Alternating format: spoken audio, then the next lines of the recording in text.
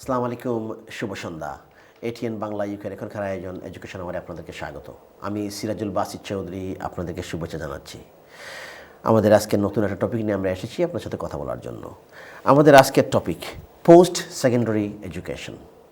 Post secondary education বিশেষ করে secondary স্কুলের বাচ্চারা স্টুডেন্টরা যখন জিসিএসসি শেষ করে তারপরেই তারা কলেজ ইউনিভার্সিটি চলে যায়। এবং আমরা আজ কথা বলবো after GCSC what happened, what route children do take their college and further education, higher education. So আমার দুজন গেস্ট আমাদের সাথে আছেন কথা বলার জন্য। আসুন তাহলে পরিচিত হই আমার দুজন সম্মানিত অতিথিদের সাথে।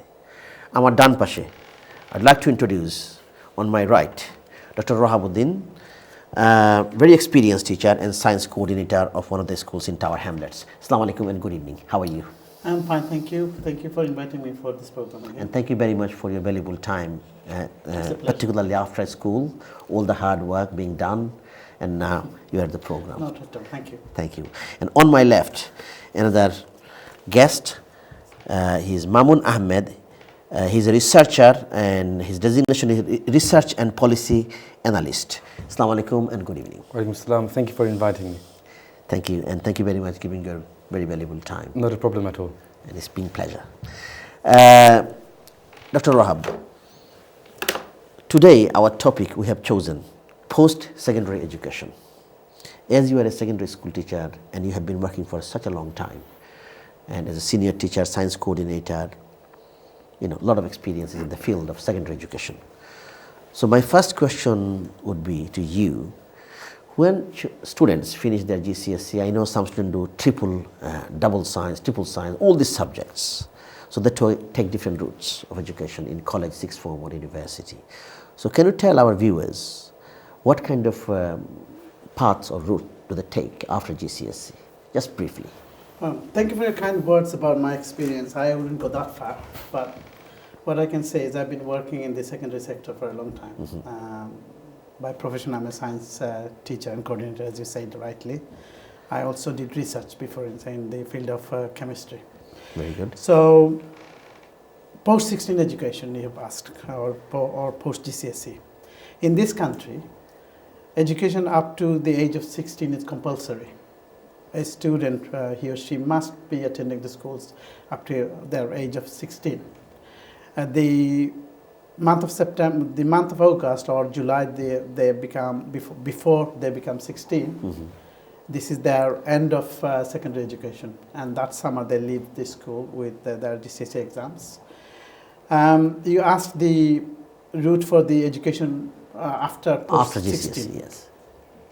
There are many routes.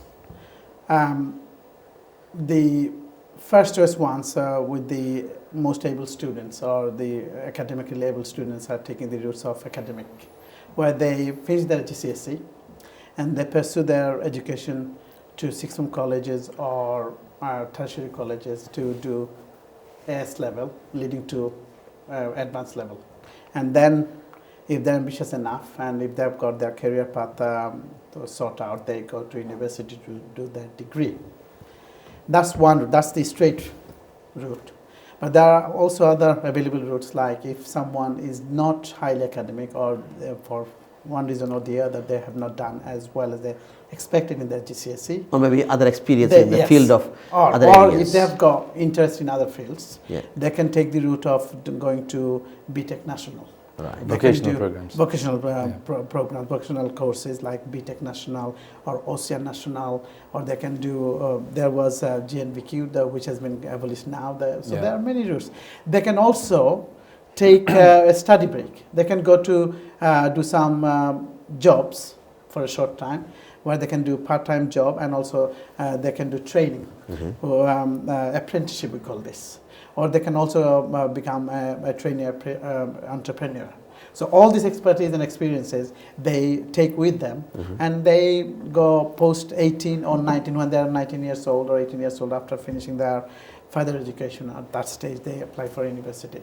It all depends on what is their ambition, what they want to do in the future. And also the academic qualification as well at the same time. Absolutely. And what I must just say here for my viewers and my young learners, whatever they want to do in the future, whatever education they want to pursue, whatever higher and further education they want to go for, passing English and maths at GCSE level is a must, because otherwise they will struggle.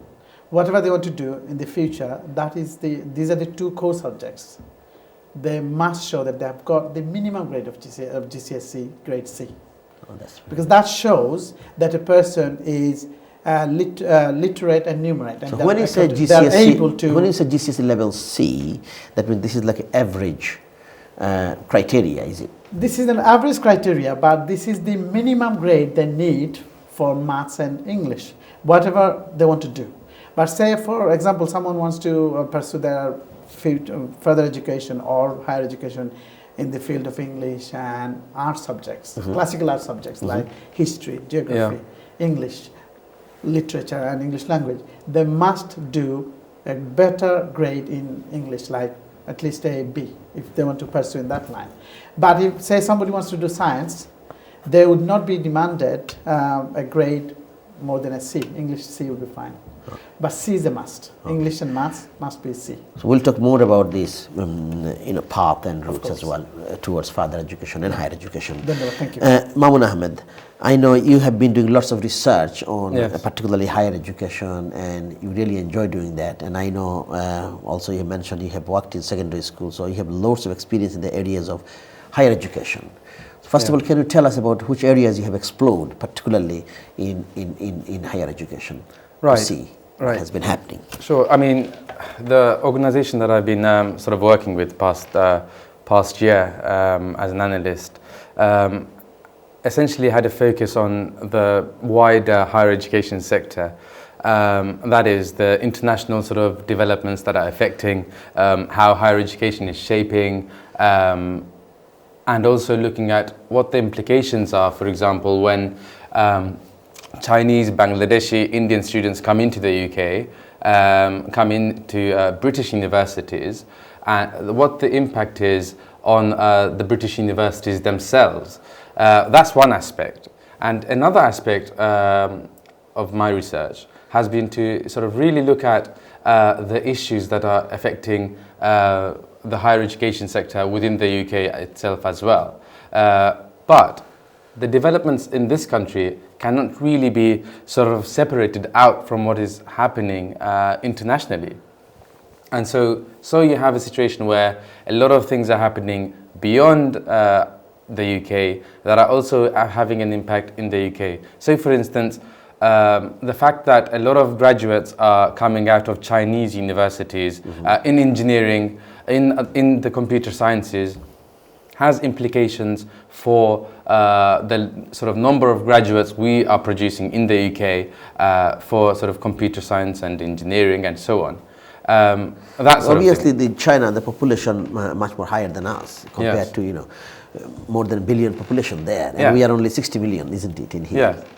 Yes. However, the distinction, I guess, remains the fact that the preeminence of British higher education around the world remains the, I'd say, among the sort of solid benchmarks or gold standard in terms of the quality of higher education and what it should be. It still remains, this country still has universities that are sort of, well, other countries trying to emulate, if not, in the long run, try and sort of supersede. But nonetheless, I guess, so that's the issue there.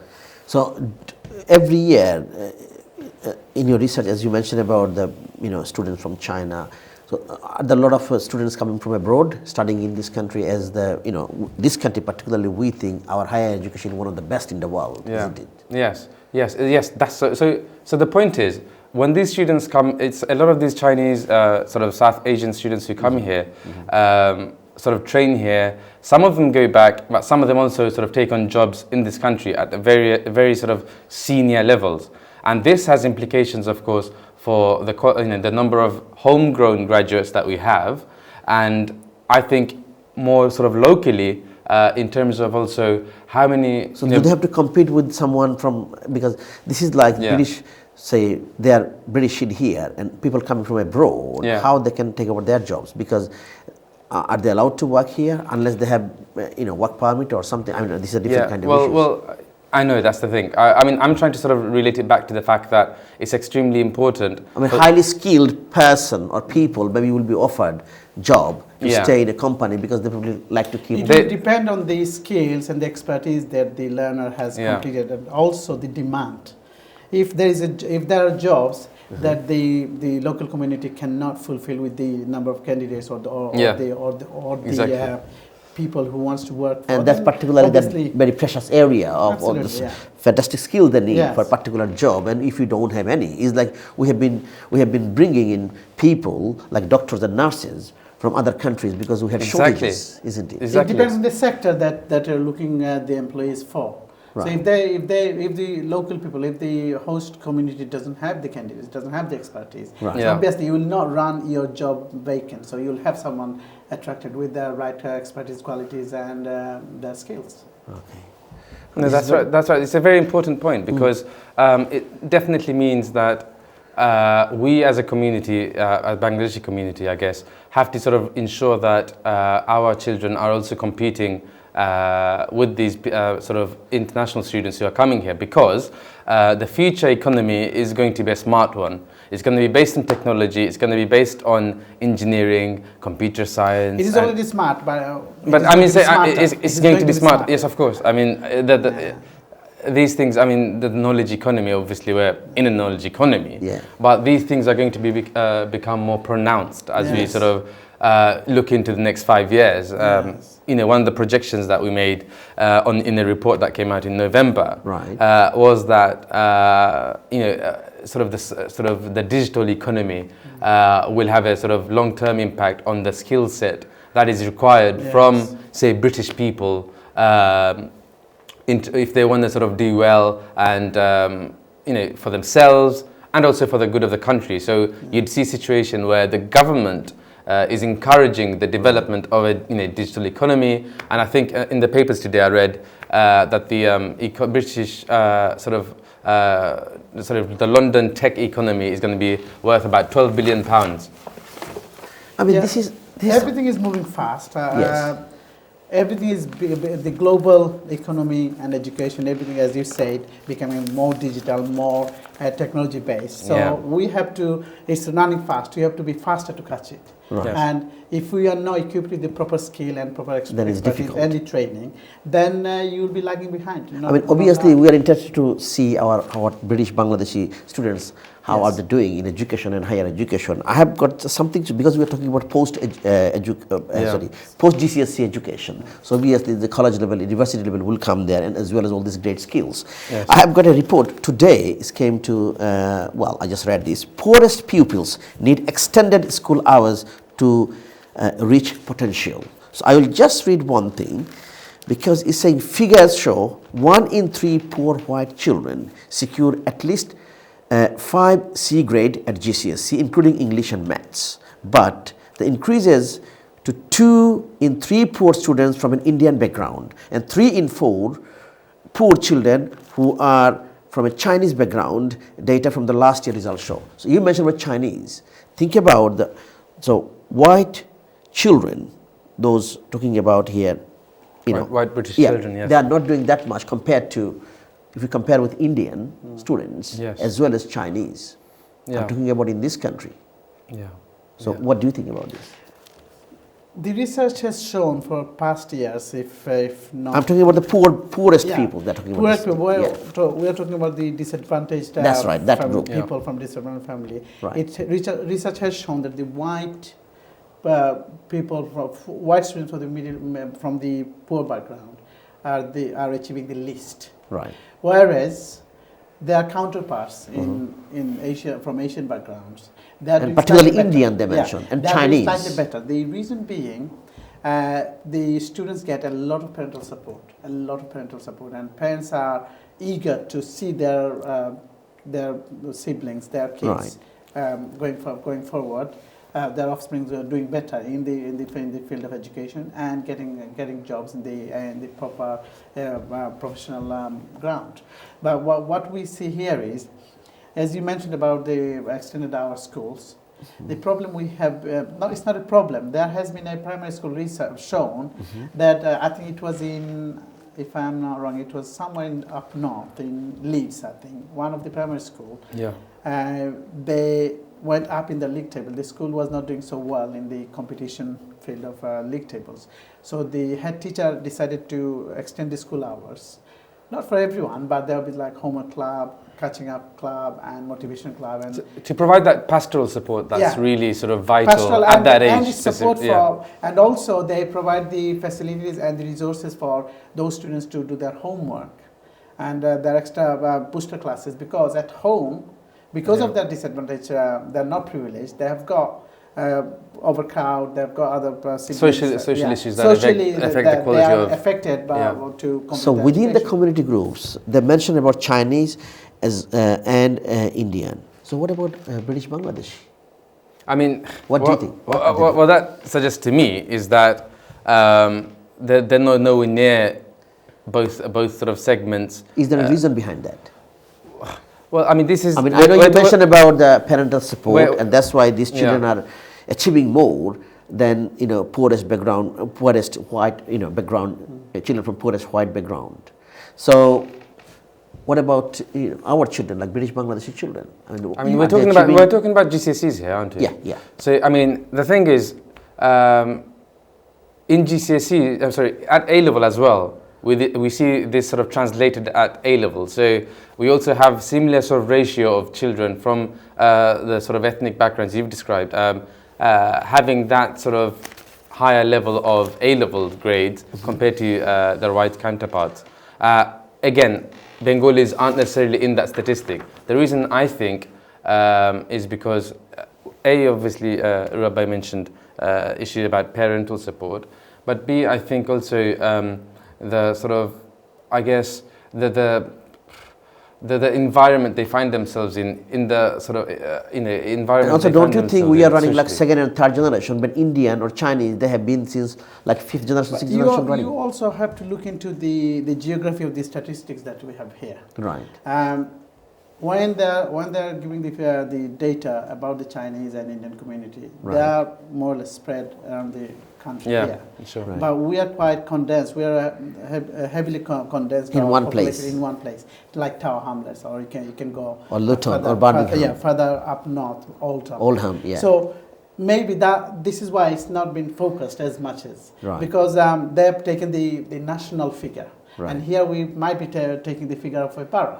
Right. And I don't think we're doing too badly, because if you look at the Tower Hamlet schools, if you look at the progression and the achievement of our students, Yeah. which has been gone through last 10 years, there's something for us to take on board and be proud of. So I would not be too discouraged about that. All right, that's very good. Now, Mamun Ahmed, as we are talking about this post-secondary, obviously, education and higher education, particularly nowadays, Yeah. the fees they're charging, I think 2 years ago they started off, universities they can't afford, like 9,000. Yeah, fees. sure. It was 3,000, tripled. And so what's the point? Having a degree is paying £9,000, so 3 times 9. And degree, if there's not very important degree, why you think students should go for the degree? So Well, if you think, well, they have to pay £9,000 per year. Okay, so 3 so- times 9, 27,000 Yeah, pounds. yeah, yeah. If it is not a good degree, say for example, some people think, okay, a degree in economics, a degree in law, a degree in medicine be more valuable Yeah. than degree in hairdressing. okay. So why should I be paying 9,000 Oh, I see, for I see. hairdressing rather than taking a short course? First off, I don't think a degree is necessarily for everyone. Right. I think, as Rabbi sort of alluded to or talked about earlier, that at the secondary school level, if they can get sort of distinguished into perhaps some sort of an academic cohort on the one hand who might pursue higher education and another sort of cohort that might look into vocational courses, then maybe we might not have a situation where everyone's thinking that a degree alone is sufficient, is the golden key to employment. But the bottom line is the outcomes from getting a degree, right? Mm-hmm. That's what you're trying to sort of get at. So I think a degree in itself is valuable, but I don't think in terms of employment that it's the only thing that we should sort of hold up as the sort of solution for getting our kids into decent jobs. Because what I mean by that is a lot of people I know who've graduated either are still looking for jobs or being underemployed, working in a sector that their degree doesn't necessarily qualify them for. Right. So, but they've spent £9,000 on the degree, or that's what I mean. So I think nowadays to pursue a degree at a university is becoming also for some people it's a privilege. For Right. some people, if they're from privileged background, they can choose their subject because they are not in the problem of paying the fees. And you mentioned £9,000. It's not £9,000. That's only the university fees. Fees, yes. Plus Yeah. the Obviously, other plus the expenses, sort of yes. expenses and so on. expenses and maintenance. Yeah. So Yes. overall, a student each year was spending roughly about £13,000-14,000 Right. if not £15,000. Yeah. So after spending £45,000, they gain a certificate. As And as you Mohammed mentioned said- about like amount of graduates and Yeah. job opportunities, Yeah, if as you Mohammed compare said, both. it is not the essential thing for getting a job. I've known many employees, many people becoming successful when they start their university. They have had the opportunity to get the job. Mm-hmm. They push the degree course in one side Yeah. and they go ahead and pursue their career in that. So it is not the essential thing, but obviously But, yes. degree prepares you with the right equipment to compete in the job market. Yes. And also it shows that you are a numerate and you are also a literate who can expected to be doing Right. day-to-day jobs as a profession. I mean exactly. So that's the thing is, on the other hand, so I've made this point about the degrees not necessarily being the ultimate sort of factor for getting employment. On the other hand, I think there is a need, specifically within the Bangladeshi community, to really emphasize the importance of a degree. Absolutely. Because for us, we're still in that sort of Yeah. early stages of actually Right. getting into universities. A lot of families have only one or two sons who've gone to or daughters who've gone to university, so we're still sort of maturing in that sense. And also, But I think, I think as someone being from the Bangladeshi community, I think there is a reason for us to get a degree, and not because of the fact that it's going to allow our community to sort of develop those sort of critical skills also, to become good contributors to I see your point. society. I totally agree, Mahmoud, by what you say, or what you say about our students going for degree. But there is also a factor, the financial disadvantage. Right. A lot of students, a lot of parents also, if they don't see the straight academic success, and if they don't see the link between the degree and the job, Right. and not only the job, it has to be a well-paid job and something that they can see the role models in the community. And if this is not that, then there will be problem that we cannot go on for any degree. Just Okay. We'll carry on because for an educated nation, some people think you must have a degree. And also, being an educated nation, we would say yes. Most people in this country, they have degrees. So we'll talk more about this after coming from the break. We are going to a short break now. সুপ্রিয় দর্শক, প্রোগ্রামে এই পর্যায়ে আমাদেরকে একটা ছোট্ট বিরতিতে যেতে হবে। বিরতির পর আবার দেখা হচ্ছে, আমাদের সাথেই থাকবেন। সুপ্রিয় দর্শক, বিরতির পর আবার এডুকেশন আওয়ারে আমরা কথা বলছি আমাদের আজকের টপিক পোস্ট সেকেন্ডারি এডুকেশন এই বিষয়টা নিয়ে। বিরতির পর আমরা আলোচনায় চলে যাবো। আলোচনার আগে there is a caller on the line. Good evening, Assalamu alaikum. Who is on the line? You are live on air at ATN Bangla UK. Hello. Hello. Hi there, Suraj. Hi. Hello. How are you, Shamim? I'm very good. How are you? I'm fine, thank you. Okay, I have a question Yes, go ahead with your question. directed towards Mamun Ahmed. Yes, please. Go ahead. He's listening. I would like to ask him some of the findings he found in the research perhaps his company ran. As well as that, a second question, what are his professional opinions in regards to international students coming to study in the UK and perhaps more narrowly within Tower Hamlets? Thank you very much, Shamim, for your question. Would you like to respond to this question, problem. please? Right. I think Shamim mentioned some of the findings. He wanted me to sort of talk about some of the yes. findings to do Very with my quickly, research. very Well, quickly, yes. Just quickly, one of the biggest things that we've sort of talked about in the report that I think Shamim is referring to is the development of massive open online courses, MOOCs.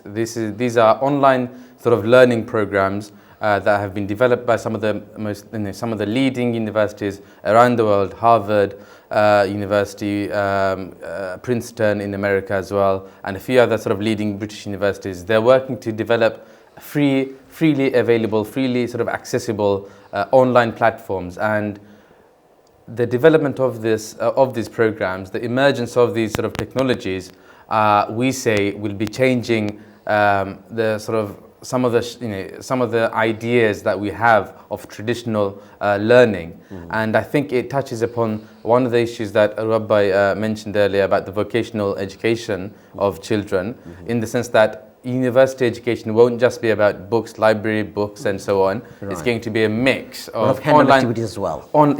Online courses, talking to sort of students from other countries, simultaneously studying a module virtually online, in addition to sort of the traditional elements of higher education. So that's one sort of major finding. Another one I think is to do with the fact that with regards to international students, specifically from Southeast Asia, is the fact that Chinese, Indonesian, Malaysian governments, to name a few in that region, in the East Asia region, are investing heavily in their own sort of domestic universities for the fact that they want to sort of allow they want to stop a lot of the students who are coming here spending sort of foreign currency in the UK to spend it domestically, and B, to also retain the best sort of some of the brightest students there. who come, students there, as opposed to losing them through the brain drain, because that is a major issue for a lot of developing countries, where you have international students from these countries coming to the UK, to America, and sort of essentially staying here and not going back because they're doing a degree in engineering, which is usually the case, or IT related course, And also salary-wise, they're getting... why would they want to go back? It only makes sense when you were talking about the university as our online program for degrees or doing higher education. Sure. I remember there Can I ask just Shamim, are you still on the line? Okay. Thank you. Shamim has another question. Anyway, he probably hasn't asked. Anyway. No, he said something. So he said something about international students. If I can get him right. Yes. So international students coming to the UK and to Tower Hamlets specifically, and what the implications are, I guess, of these students. Is there any pressure on local students or? No, I think one of the issues is social, of course. Integration is an issue. I think, like for example, there is an issue about Bangladeshi students coming to the UK, living in Tower Hamlets, but there is, I'm not sure about the relationship they have with domestic sort of, Bangladeshi students who are actually born here and so on. I think there is a slight issue. I don't know, Rabbi, you probably have a better idea about the sort of social issues in the Bengali community in that sense. There are many issues. Let's not go on that side of the talk today. I was talking about, as you said, there are courses online. There are digital courses you can have access to from wherever you're around the world. I remember many years back when I was doing my degree, there were distant learning. Assalamu alaikum. Hello? Oh, Shamim, still you are on the line, Go on. Oh, hi there. Go on. Have you got any more question to ask? It was quite interesting what Maimon was saying about the whole brain drain and how international students are being lost. May I ask you something, Shamim? Yeah. So, I know you're a newly qualified teacher, just and have been working in primary school. You had a lot of experiences also before even getting your qualification. That's correct, yes. Now, my question would be to you: what do you think? What has been happening in education, particularly in higher education in this country? Is it good for British Bangladeshi students? What is happening? Because currently we're talking about the fees as well as the quality of degree, job opportunities. So, what do you think? Yeah, that's an interesting question. I'll go back to your first point in regard to the fees. Me and a lot of other colleagues that I have, we were in the same position where we had to work. However, the tuition fees being £9,000 in excess for other subjects, such as if you were to go into medicine, obviously that would take a number of years, and that would cost further for the person paying for that degree. For me, initially, I wanted to study part-time to gain my degree, and then afterwards gain my full QTS doing it full time for a year, and obviously that cost me another £9,000. Right. Of course, you're right; it does cost a lot, and it's a lot of financial pressure. And for the Bangladeshi community, I would say for the youngsters, they will find it very difficult, because if you go back 10 or 15 years or whatever, there were people gaining degrees for very little amount of money. However, these days the situation has changed a lot. I think you'd agree. Thank you very much for your very valuable contribution and from your practical experiences. What do you think what Shamim mentioned? No, No problem. I entirely agree.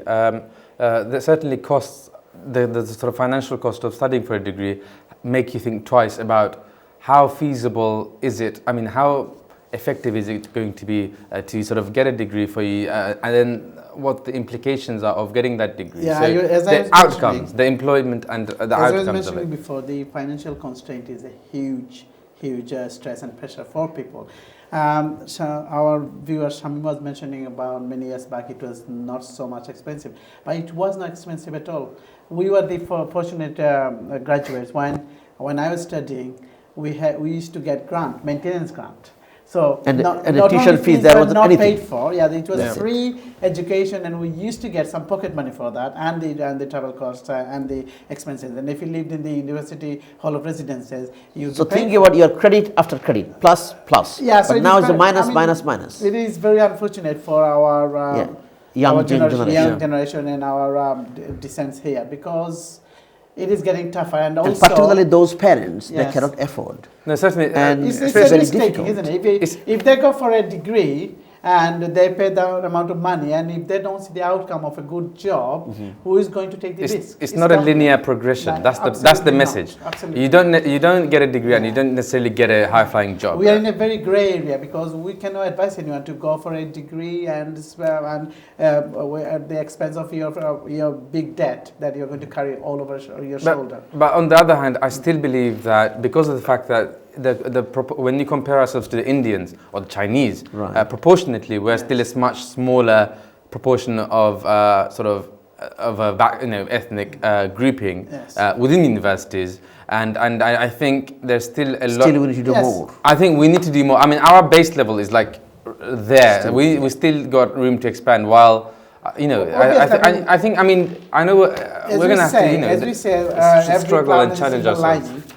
Obviously, I mean, there are rewards for it. If you go for a degree and you hope that you will get a good job, and if you struggle a little bit, you don't have to immediately pay the fees. Yeah. You aim for a good salary after all. Sure, sure. So if you didn't happen to hit this minimum wage that you wanted, or a good Right. salary, you don't have to repay your tuition fees until and unless your salary goes up to about 17,000 at the moment. Right. So I'll still encourage people to But again, The question is, I guess, whether you want to buy a house or do you want to study or have the debt of a degree. There are But- a lot of outgoings that you have to make decision about, obviously. But going back to your comments, Yeah. I know we mentioned about, for an educated nation, we need probably, everyone should have a degree. I mean, I'm talking about myself. I remember my father, who was a teacher, who passed away Okay. a long time ago. We used to say when I was in Bangladesh, well, have a degree first, have your master's first, do your education, don't have to do any job, and then you come back and say, well, I have my education. I mean, some perception, some people think in the community, of course, a person should have a degree minimum for an education nation. What do you think? Well, as you said, it works, and it worked at the context of Bangladesh. But here we have got different scenario, as Mamun Bhai mentioned earlier on, and we have experienced a lot of people going through the route of job first. Because if you are going for education, which is brilliant, I mean, education makes people perfect in all respect. It develops themselves as human beings. But yes. at the end of the tunnel, if it's not repaying you, then you're going to struggle. But what I'm saying is here, experience comes first. And obviously, without a degree, you will not have a good high-level experience. Right. So True, it's egg and chicken situation, which is Right. first. Yeah. But overall, we still need to encourage our learners, Young our, generation, our yes. descendants to aim higher, Aim to high. go for Absolutely. the Yes. to go for the higher education, And show the to go great for the further aspiration as education. well. Yes. And, Yeah. and aspire for your better future. Absolutely. Going back to your comment, you mentioned about Indian, Chinese a couple of times. I can see the research showed here. I have a comment here from an article. Okay. People of Indian and Chinese descent in Yeah. England and Wales are are almost twice as likely to have a degree as white British people. Twice as likely. Yes. Well, I think So where do we stand then, British Bangladeshi? we're sort of striving towards obviously a higher statistic than what you've sort of quoted. But I think a lot of the numbers that you're quoting also includes the fact that if you look into these statistics, a lot of it includes the women who are also in universities. So those numbers, for example, when you compare them with the Bangladeshi statistics, which might be, I think, are a bit lower. Right. Indian students have a sort of decent mix of guys and men and women Both studying. gender, Yes. both gender, yes. While when it comes to say Pakistani and Bangladeshi, actually both of these sort of segments, ethnic sort of segments, groupings, also they have an issue about the number of there's a bit of a disproportion in the number of women who are studying at university Right. and in the number of men from those yeah. backgrounds studying at university, and I think that skews the results to some extent. But I think a bigger reason still lies with the fact that a lot of it boils down to how they were sort of taught in secondary school education, the environment they were in that sort of secondary school / sort of college further education level, and I think that itself also affects how students sort of progress. And I think Chinese, it might be unfortunate to say, Chinese parents and Indian parents, I think, perhaps emphasize something more. I'm not sure, Rabbi. What do you here. think? One thing, the research has shown that our Bangladeshi girls are more hardworking than the boys. Right. And Well, generally girls are doing better than the boys. And they do perform better where their hard work has been paid off. And That's national sort of thing anyway. Yes. That's as well, isn't it? national statistic. But what we see here is like Mount Bai said, there is a bit of a culture issue here. I wouldn't say it's something positive culture, but we encourage our boys to go town to town, cities to cities to study. If my son goes to University of Edinburgh, that's Right. fine. But if my girl goes there, then I'll be questioning myself. Is she going Whether to she stay? should There is go a or lot not. of fear. There is a lot of cultural fear, a lot of fear of protection. And also religious issues as well absolutely. surrounding. So I think that's breaking away anyway. There is a disproportionality, but I think it's catching up. Right. I think girls are picking up as well. You'll see that But I think- And also, can I come to this? Also, I can see another one. There is a comment there. Ethnic minority groups also experience inequalities in education and the labor market as well. So Yeah. maybe they are So- not so- encouraged. Some of them So are not it's- encouraged to go for higher education or have a. I was mentioning that earlier on, that you need role models. We have got role models, but we haven't got enough. Yeah. We have got role models who are serving the purpose of encouraging our kids. But as I said, we haven't got every sectors covered. We have got people in different high-skilled jobs, but we need to have more of that. And your question was, you were saying about the girls are catching up. The last question Well, no, I just say ethnic minorities experience inequalities in education. inequalities. This is something time and again that issue crops up about the inequality and discrimination. It's a historical thing, Yeah. I think. It's not just specific to these news. It's It not a will flash not- news story. It will not We've always encountered these It things. will not be something that soon will disappear. Yeah. It will be Right. there, but what we have to do is we have to stand up with our skills, with our expertise, with our education, And show the great that enthusiasm. we are the shining. We are shining from the rest of the crowd. Right. So you might have the similar level of degrees, but you have to have a better grade. You want to have a first class rather than competing with the 2-1. Yeah. So because you know there will be hidden discrimination, but you want to in the job market, you want to compete, you want to show yourself, you want to boost yourself up that I'm the right guy. Right. And you have to elbow your candidates with your expertise and your Yes. skill. And we need to be able to sell ourselves in the job market. Certainly, I think that's one of the key issues for me as having worked in a school as well.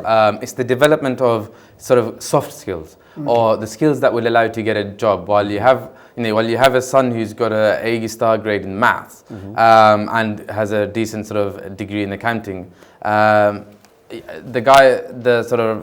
the non-Bengali guy, the sort of white British guy, for example, or the Indian sort of British guy would, even if they have a lower grade, they'd be, I don't know, I suspect they'd be more confident about selling themselves and sort of getting the message across that they are a decent candidate for the role. Sometimes it's that there isn't some sense of, I sometimes feel professionally, because I've worked in the school and so I understand that sort of academic issue, but then professionally I worked in the House of Lords, as a research assistant to Lord Truscott. I worked for a defence company for a while as a research assistant straight after I left university. And I've never really encountered many Bengalis, Bangladeshis in my sort of experience. And if anything, I've encountered Kazakhstanis, Chinese, and of course Indians. But I haven't really met any sort of British Bangladeshi within the same sort of platform or the same sector I've worked in. I'm sure there are Bangladeshis working in the sector, but they're very sort of disparate, very sort of spread out, or not that many. No. And so we haven't explored to very many areas yet. We have not explored them yet. So that's what I mean. So when you go back to the issue of do you have enough kids who've got degrees, I think there should be more sort of kids with degrees so that it sort of opens us up to more possibilities. Because right now we're at a low base and then we're saying, hang on a moment, what is a degree feasible or not? Well, I think you should fight to get a degree, maybe get a part-time job and make sure you get a degree, because even if you think about, I mean, sorry, I was going to actually touch on the other issue, because I think we're emphasizing too much on getting a job, like after a degree. On the other hand, you can say that getting a degree will allow you to start your own business.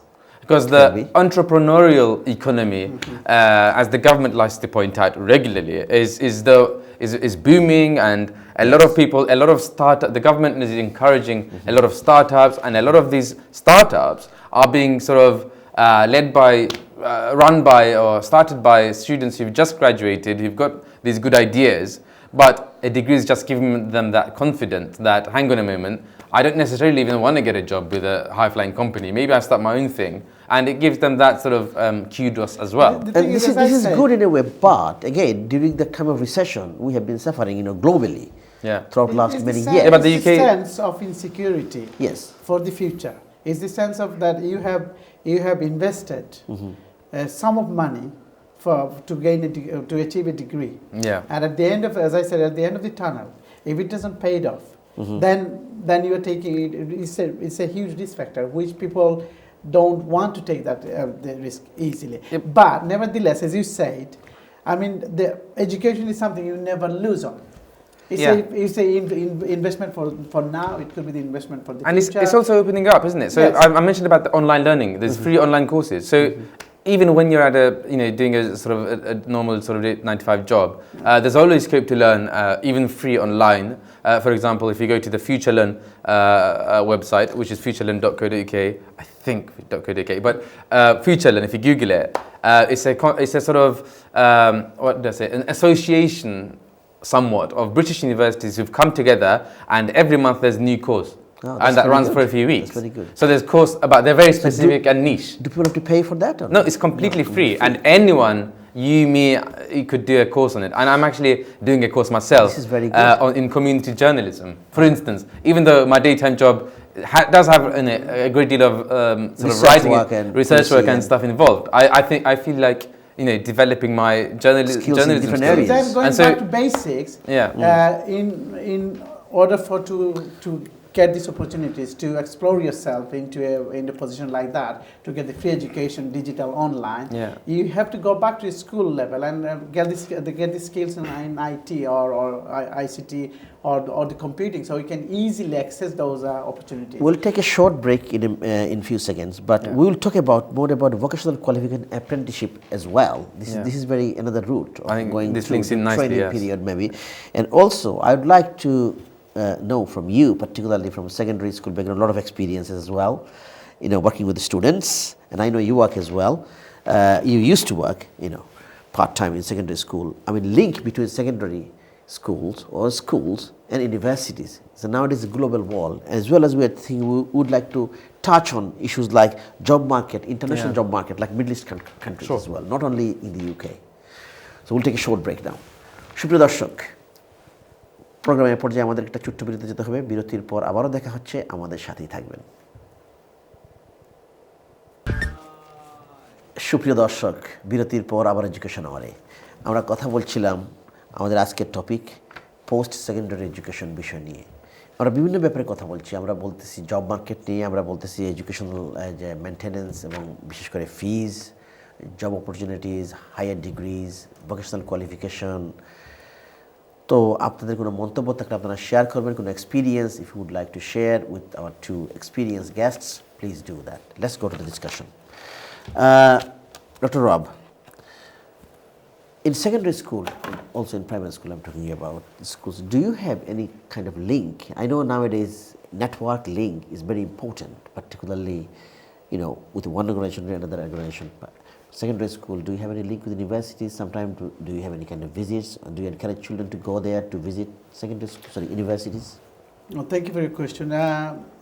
When you mean link with the university and the secondary schools, Yeah.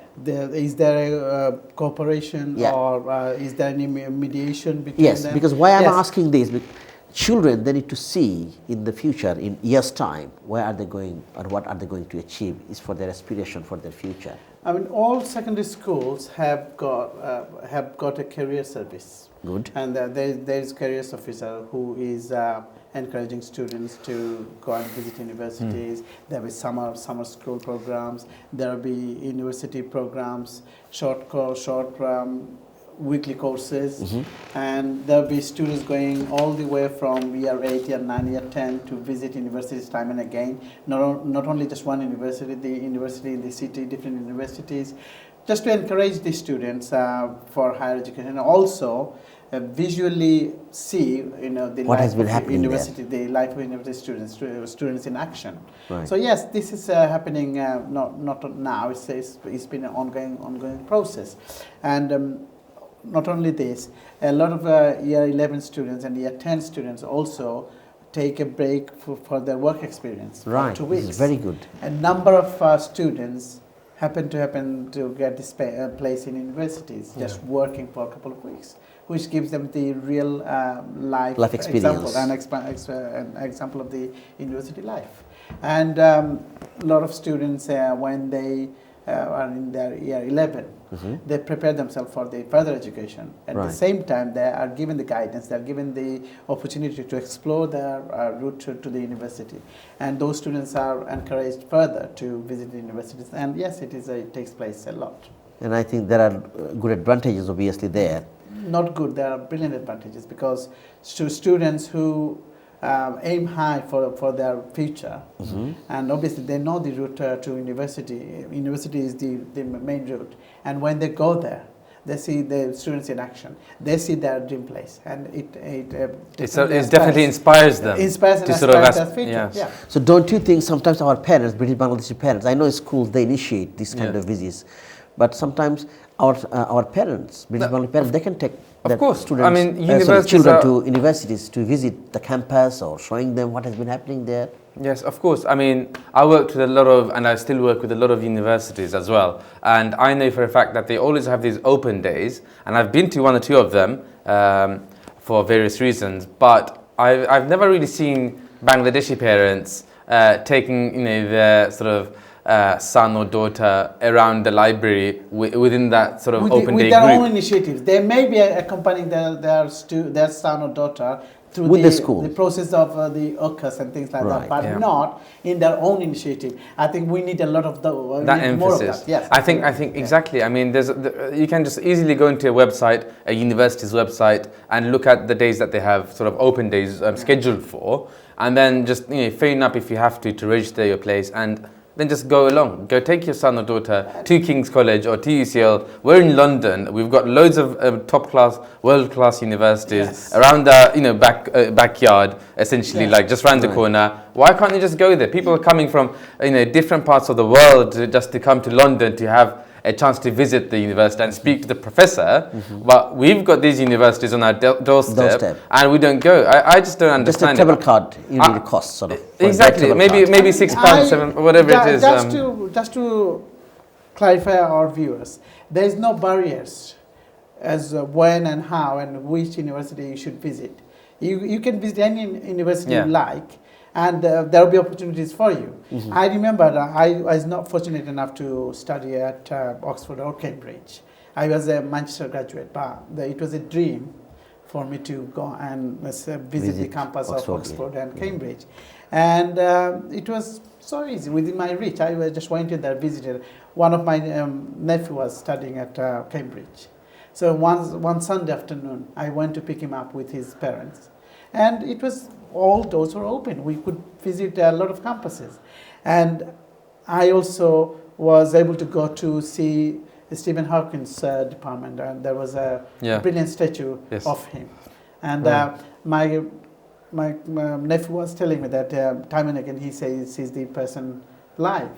So it brings the education and the aspiration so close together if you happen to visit it. And I encourage any and every parents to explore the university campuses. And also Have the older opportunity. siblings, they can also take their Yeah. brothers Yeah, and it sisters doesn't. as well. Yeah, it doesn't have to be parents. I mean, you can be your older brother or sister, someone Yes. just, or even an uncle or someone, just making sure that your child has that exposure. Absolutely. Exposure to. I like this word exposure. Yeah, that's very good. That's what it is, because we need to open their eyes up to Yes.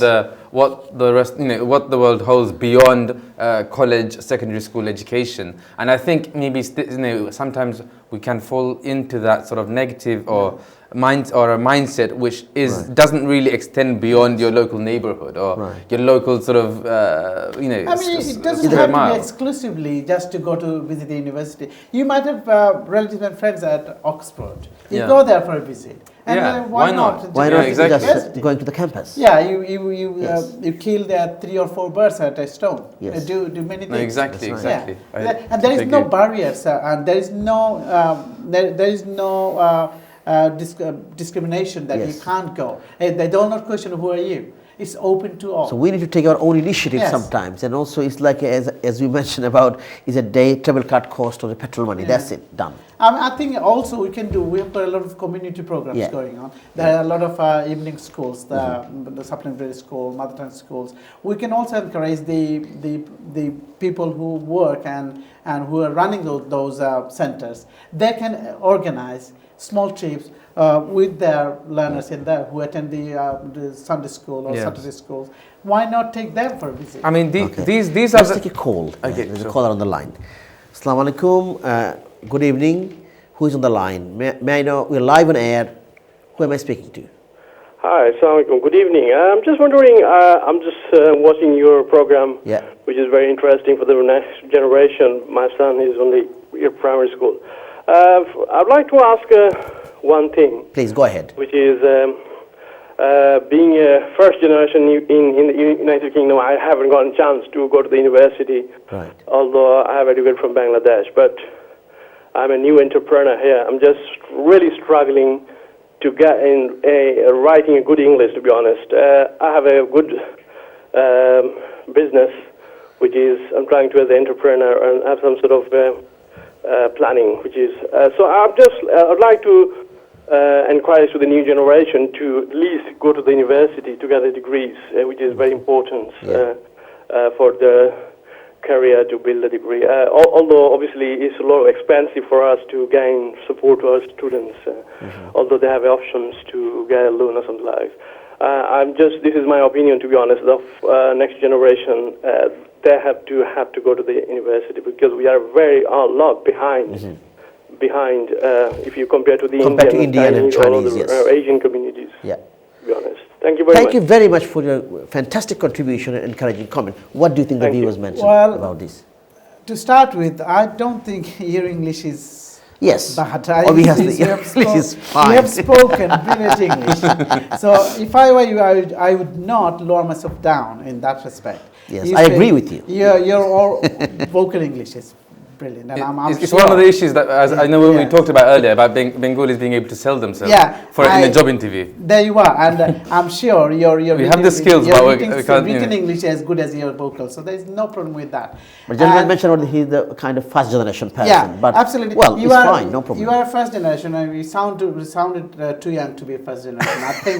I think you are falling into the category of the second generation. Yeah. And I can see your frustration that you did not have the opportunity to go to university here and graduate yourself in the university in Great Britain, but nothing stops you. You say that you are an entrepreneur, so I'm sure in the financial financial market you're not doing badly. What you can do, if you're eager to do a degree, you can do it part time. There are Absolutely. opportunities here in this country. It's never too late. Or It's never PhD of the Yeah. person You can do some probably, the research. gentleman. I mean, Birkbeck University, for example, is a university specifically designed for people who are working during For the day, the and learners, you yes. have chance in the evening. Yes. The lectures are after 6 o'clock in the Yes. evening, and it's one of the world's most renowned universities in some certain areas in research. And I assume, And it's if in you- London, so I it's assume in if you London. go part time or day release courses, it will not be as expensive. Yeah. So and you will not lose on your business either. So Yeah. you can do both. You Absolutely. can study Yeah. at a university level And- part time yes. and be a graduate. And also he was saying about how do the new generation perceive. Yes, well, the gentleman is encouraging, new generation should take this opportunity Yes. and, this chance Yeah. to go forward, because compared to the same thing, There- the there- gentleman there- agreed with there us, we that have a compared to living Indian and example. Chinese, we There are still we have behind. a living Yeah. example of a personnel who Yeah. who'd love to have had this opportunity to become a graduate or go to university. And we've got many learners here Yeah. that have the opportunity but don't take it. Okay. That's Yeah. true. That's true. We'll go to talk about a couple of things we haven't touched on. We talked about academic career, Yeah. A levels, you mentioned about S level, university, further education. I mean, we briefly talked about vocational qualification. I know Yeah. you mentioned briefly, as well as apprenticeship. What do you think? I mean, someone wants to take a different route, like going for training, going for apprenticeship, the training and vocational qualification, instead of going straight to the university. Well, I think if that's what they feel comfortable with, and if they feel that their skills are more suited to a vocational sort of educational experience, Right. then I think they should certainly go for it. There are a lot of apprenticeships, there are a lot of sort of opportunities within sort of banks and within various sort of large organizations, even big companies are taking on students at 16, 17 Right. these days, and even like with A levels, like. Some organizations might take you on from a GCSE, if you have GCSEs. Some organizations might take you on when you have 18 or 19, when you have A levels, just because they care more about developing you into the person that would be able to contribute to the company, rather than maybe because they feel that it's easier to do that at a younger age than perhaps for someone who's got a degree even. So that in itself is an issue. But there are loads of opportunities out there, and if you feel that vocational training is the right one for you, and it's going to keep you in education for the next few years, as opposed to just getting a dead-end job somewhere, It also- then it's a fantastic way to sort of Yeah. get into a good sort of company to work. And also transferable work for. skills sometimes. Yeah. If you train on something else, Before and coming to a committing different to that yeah. route, the learners should understand that there are Yeah. different form of assessment. Right. And also it's quite subject specific.